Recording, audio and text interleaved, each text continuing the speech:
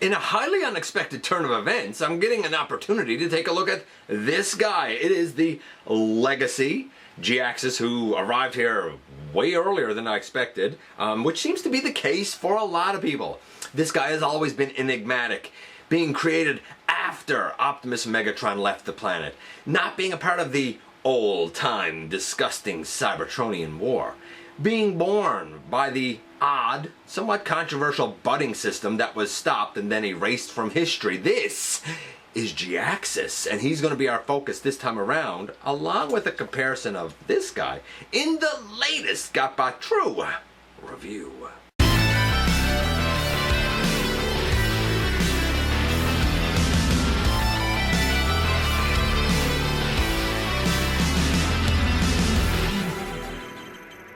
Hey one, hey all, welcome back to the channel. I'm your host, your most humble of hosts, Dennis Moulton, aka GotBot. As always, man, please like, comment, share, of course, subscribe, and while you're at it, light 'em up, baby.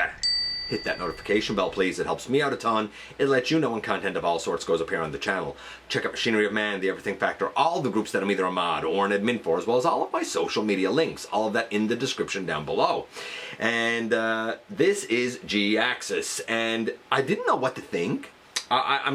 We all know I'm not a comics guy, but we also know, if you've been following my channel, that Jhiaxus is a fairly significant character in Universal Collision Season 2. In fact, he hired Lockdown in kind of a pre-season episode, like a bonus episode. But as much as I like the character and the idea behind him, you know, going from petty tyrant who learned to kind of control his emotions under like this, you know, emotionless, icy outside, someone who's so single-minded, someone who has bested Optimus in combat, I think bested Megatron in combat, someone who was just tired of the war. He was from a different time. I always liked the character. I'm not a comics guy, but I always liked the character. And I never really liked that this guy didn't, well, look like this guy, so to speak. Without any further ado, how about we head over to the table and check him out. And indeed, I've been hearing a lot of high praise for Jhiaxus from the Legacy line. Is he a true blue Voyager? Is he as good as what people say? You know me. I tend to avoid a lot of the hype because I don't buy into a lot of the hype. You got to impress me. Will this do it? Well, before we get into looking at him, let's take a look at the packaging first. And here, of course, we do have the packaging. We can see a beautiful plain version of Jhiaxus here on the front. The robot version on the side, and the close-up on his face with the weird hose things. On this side, we have your typical Decepticon, because he's a Decepticon, your typical Decepticon artwork. And on the back, we see both of his modes. By the way, I think that putting your blaster up front there is absolutely preposterous. I would never advise doing it in 10 million years. Oh, as well, if you want, you can scan this thing and it takes you to a web page that has the stats and stuff, which is neat. I wish it was on the box, but you know, it is what it is. Our dude comes with instructions. They're good, actually. They don't cover everything, but they're quite good for helping you ensure how parts and stuff are supposed to move for the transformation, which in and of itself is pretty intuitive, but we'll get to that. Oh, we have this blaster that has not only a peg that I'm holding onto, it has a peg on this side. It also has a peg hole on that side. It is like a smoky translucent with silver paint. Looks really nice, actually. The other blaster, the main blaster, is this one, and honestly, sometimes I put the silver one on the side here, because why not? We don't have a hole or anything on this other side over here. We do, however, have a hole on the back. I'll show what that's for in just a little bit, but this is sculpted nicely. No paint detail at all, but it's sculpted quite nice for what it is. And here we have both Jhiaxuses, and you can tell that the new Voyager one is significantly larger than the old Deluxe. The old Deluxe had a cool head sculpt and whatnot, but like, it didn't capture the body type, it didn't capture the alt mode, it didn't capture the coloring. It was, I think, based on like, I don't know, I think it was based on like a model used for the Transformers Devastation game or something. It was a really weird reference for this guy. I didn't hate it. I didn't have the Armada Starscream mold as part of my collection because I didn't care about it, but I did like the mold and I did want to have a part of it. And in fact, he is in Universal Collision, so I dig it. But to say that it can hold a candle to the new one in terms of accuracy to the character, it just can't. I mean, sure, it's good, but it's one of those where you gotta kind of squint to see that it's Jhiaxus. Now, to bring this guy in a little bit, I want to show, first of all, of course, you could put both of the blasters in his hands. He does have opening fingers, by the way, which really helps with putting the blasters in his hands. He holds them no problem. But if you don't want them in his hands, you can always just bring it to the back, put them together, using that hole that I showed earlier and whatnot, and then just peg the whole thing on his back. No problemo, perfect, love it. Some people don't like the little bat wing things on his ankles. Well then, put them in behind if you really want, if that's a problem for you. I mean, he's supposed to have them, it's accurate. As a matter of fact, I don't even think they're pinned. If you really want, I think you'd be able to pop them right up. If you heard a cough in the background, that was Starscream wife. We're still recovering a little bit, you know? So yeah, cool. Let's start giving this guy some scores. I mean, this is pretty darn accurate. Let's start from the bottom and kind of work our way up, right? And I guess the best frame of reference would probably be Marvel, although the Marvel coloration is rough, to be perfectly honest with you. We're gonna kind of talk in generalities, right? It's probably the easiest way to go. So, starting from the feet and going up.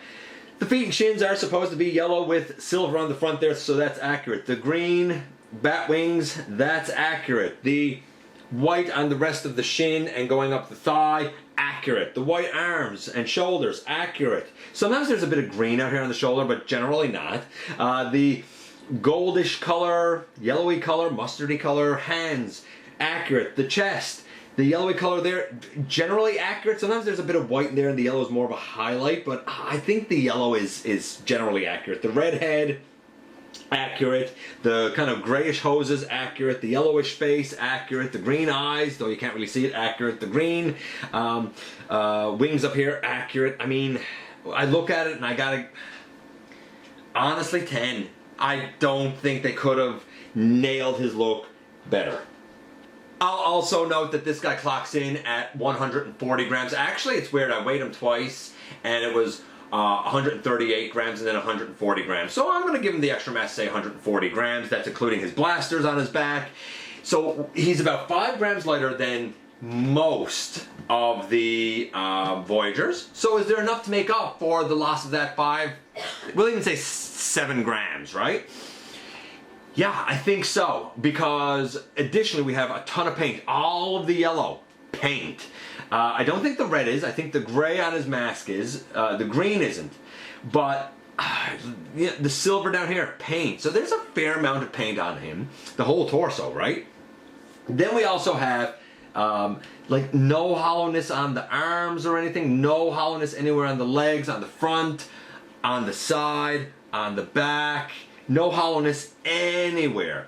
Now, I think all of that helps to make up for that slight little loss of mass. I know. Some people are immediately going to say, hey, but people made all those arguments for the Studio Series 86 Hot Rod, saying that all of these things made it a Voyager. Here's the difference. This is still 140 grams of plastic with more paint, with no hollowness, with more parts, with more articulation, which we're about to get into. But it's still 140 grams. The Hot Rod, while it had all this stuff, was still only a measly, pathetic 77 grams. It was barely a deluxe. So, sorry, I'm not giving it a pass, right? In terms of the articulation, this guy's already getting a 10. The head, loose on mine, but goes left, right, up, and down. But it, like over here, it's kind of loosey. The wings, they can, I guess, open out, but like they don't really do anything else. The shoulders, they can go up, and they do. If you pull them out, they can come out, but I mean, why would you pull them out? I don't know. It's not going to go all the way around because of the wings. I guess you can get the wing out of the way. Shoulder out at least that far, which is pretty darn acceptable. Not perfect, but acceptable. Over 90 degrees at the elbow, bicep swivel. They also have molded in here on the elbow, so it doesn't look as bad as it kind of looks here, but it's filled in. Wrist swivel, opening and closing fingers, pinned at a base pin. Waist. Then we get to the hips, which I adore. The hips, the way they're molded in here, all this looks nice and flat, but then the leg goes all the way forward. It goes all the way Oh, it doesn't go all the way back. Sorry. It goes way back there, though. I mean, as much as you're going to want it to go back. We have deep knee. We have ankle forward and back. We have ankle tilt to the side. I just pull that out. We have a thigh swivel. We have these that can move if you want to get them out of the way. The ankle tilt, as I previously mentioned. I do feel like a couple of the tolerances are not loose, but maybe a bit looser than I would like. I don't know how to explain this. It feels like Takara tolerances to me. And I don't think Takara does a very good job with their tolerances at all. Actually, I think they do a terrible job. They don't feel loose. Like, if I pick this guy up and shake him, like, he's solid. Like, nothing's moving. But I feel like it's really... Like, if I felt like the tolerances were going to impede his stability or impede his ability to make certain poses or hold certain poses, or the weight of his accessories was too much and was moving his arms down or whatever, then yeah, I'd mark him down. But as it is, I mean, 10 for the look, 10 for articulation, even with the tolerance thing I mentioned, because everything can still hold its weight and whatnot, I'm not going to mark it down at all for it. 10 out of 10, like, come on, man, that's really impressive. Even I gotta say, really impressive. The mass, generally here. All of the parts count, generally here. The molded in detail, generally here. The paint, the articulation, everything you could want is in this guy. Let's do the transformation. We're going to try and do it fairly quickly. We'll see how well that actually goes. To begin with, we're going to pick these pieces off back, and I'll even open out the wings there for now. We're going to pick this back, and I'm going to take that out so that really this piece can kind of fold in a lot easier. You can fold it in with this in it, but it's really meant to come out. I'm going to take the head and fold the head all the way down and in. I'm going to bring the shoulders out and bring the shoulders out, and then the body should... There you go, come up. I'm going to bring out the nose cone, and that should be able to like snap in. There you go. I'm going to fold this red sensor piece on his shoulder in, and I'm going to bring this up and tab all of that in. That's the nose cone, all done. Nice and clean. You can see up underneath where it is. This is where they want you to put his red blaster. Don't do that. It looks terrible. Like, just don't do that. We open the hands next. There you go. Put in a hand. Close it up. We open the hands next. Put that in. Close it up. So we got those done. I'm going to put them back up for now, just so it's sort of out of the way as we deal with like the lower body here. We turn the lower body around. We're going to take the arms and bring them down and underneath. They're going to go pull down these armatures in a little bit, and actually the little rectangular tabs down here will go into these slots on the legs. But we're not quite there yet. We need to take this piece and fold it back down. And there's a couple of rectangular tabs up here. As we bring the shins up, they should be able to go over these tabs. So we come here and we should be able to, if I can do... Oh, by the way, you're supposed to fold in the little wing thing. That's up to you if you do it. And bring out the kind of inside of his leg. There. Then we have to... How is it these legs go? Because they basically combine our wars up, right? There. We separate and we separate. And then we use a hinge and we bring this shin piece up over. Where we leave the calf down, we bring the shin up over, basically, right? When we bring the shin up over, we should be able to bring it up high enough that it should be able to lock it up here. We'll deal with this in a minute. Oh, and you got to fold up the foot. My bad. Like that. Fold that in. This one over here, same thing. Foot goes up. We bring this piece up. And we bring it in. And then, using these little two teeth and notches here and the two tail fin, I guess, tail wing pieces, we're going to snap all of that together so that it's like one nice piece. Snap those together, snap those together. Make sure that's all snapped down. Snap that in. Then we snap the toes down over the thrusters. We gotta sort of, there you go. straighten all that up, put these down underneath again if you had them left out. Okay, then we take these wing pieces here, and they come down and around, and then there. You bring the armature out, you bring the wing down. There's a little rectangular tab here that goes into a little rectangular slot up in the wing. So we bring that all the way down over. This one here, same thing. We bring the armature back, we bring the wing out, and we bring it down over that tab. And then lastly, these arms, they need to tab into one another so that they move as one piece. And then again, like I said, using the tabs on the forearms, they come down and go up into the legs. Like that, and like that, and boom, in the end, here we have Jhiaxus in his Cybertronian plane mode.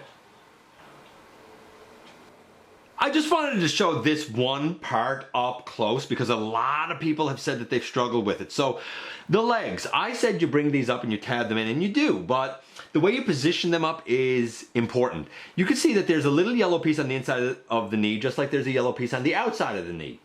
The way that this is molded, the yellow pieces need to go under this pelvis piece, and then these tab in over two slots. If you don't put the yellow piece under that pelvis piece, these won't tab in, and a lot of people struggle, and they're like, why won't this fit in? Well, it's because you gotta have those in first. So, yes, you can binary them up, but you gotta do it in a very specific way where you have a piece that goes under and then a piece that goes over. I just wanted to specifically mention that because I know some people have struggled with it. Additionally, that sensor piece that I took off, it goes in the back here. And I'm gonna show where you can put both of the blaster accessories now. Okay, so I've seen a lot of places where people put the blasters, and certainly it's your choice, and there are a number of significant places, such as these on the side. A lot of people have said there's nowhere to put the silvery blaster. I put it on the side. I don't know if you're supposed to, but that's where I put it. If I can get it in there now. Naturally, I'm on camera, so of course it won't work, right? Because that's the way life is. There you go. So like I just popped out. There, like I just put it on the side like that and call it good. Then the blaster. A lot of people put it up under the nose cone. I think that's awful. Personally, I like to use the peg hole up here. You can't put it forward because of this cartridge, basically. So you have to turn it around and... Why am I having such a time with this today? There. I put it in that way. You have the sensor thing facing forward. I guess it could still work as like a blaster if you want.